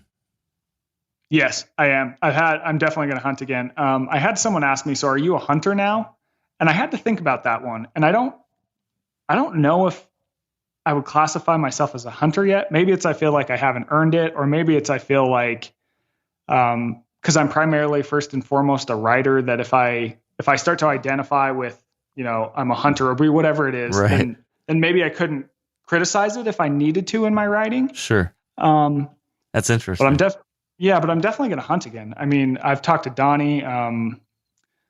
Donnie set me up with a bow, and so I've started shooting that, and we're gonna get some stuff going soon. Yeah, I've put in for tags too. But the other thing that makes that I think is really interesting with hunting, going back to that Misogi idea, is it is damn hard. Mm-hmm. Like you're probably going to fail, especially when you're new. I mean, I put in for all these tags right when I got back, and it was just like strike, strike, strike, right? You know, and it's just so hard to get. So it's the idea that you actually have to work and dedicate yourself to get into this game makes it that much more rewarding. And also because the stakes are so much higher than, like, I don't know, golfing, you know? So very, very, very true. It's as serious as anything can get. So forces a lot of these perspective shifting things that you've talked about all come into play when it comes to hunting for so many reasons. So it's a really interesting interplay, and I'm glad that, you know, people could write this book with a lot of different, you know, adventures being the theme of their story. And I thought it was really interesting that hunting ended up being the one that worked with this story, and I think it was a perfect illustration. So for folks that want to pick up a copy of the book, where do you want them to look for it? When is it out? What do they need to know? It is out May 11th. So I'm not sure when you're airing this, but it could be out now if you air it May 11th. And you can find it wherever books are sold. I mean, you know, Amazon, Barnes & Noble, all that stuff. There's a bookstore here in my hometown of Las Vegas that I partnered up with. And I did that because they do a lot of their funding goes to writing programs for any inner city kids. and it's called the Writer's Block. So if you go to thewritersblock.org/Easter, you can get it there. I'll sign it. Some of the money goes to these programs. So that's kind of a cool way to do it because it also supports that independent bookstore. And then, I don't know, if you want to know more about me, I got a website. It's eastermichael.com. And yeah, you can hit me up on Instagram, whatever. Email me. I'm happy to chat, answer questions, all that kind of stuff.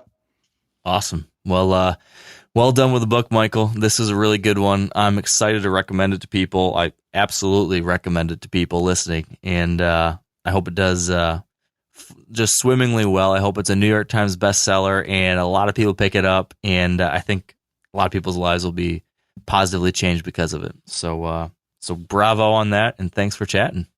Awesome. Well, hey, thanks a lot for having me, man. I really appreciate the kind words coming from you. I mean, I loved That Wild Country, and I think we definitely see a lot of things the same way, but kind of coming at it from slightly different angles, which is really cool to see that overlap. And it was awesome to talk to you. Yeah, I agree. I think we should do it again. For sure. And that's a wrap. Thank you for joining us. As I mentioned, highly recommend this book. Head on over to Amazon or wherever it is you want to pick up your books and check out The Comfort Crisis. Really enjoyed this one. Hope you did too. Thanks for tuning in. And until next time, stay wired to hunt.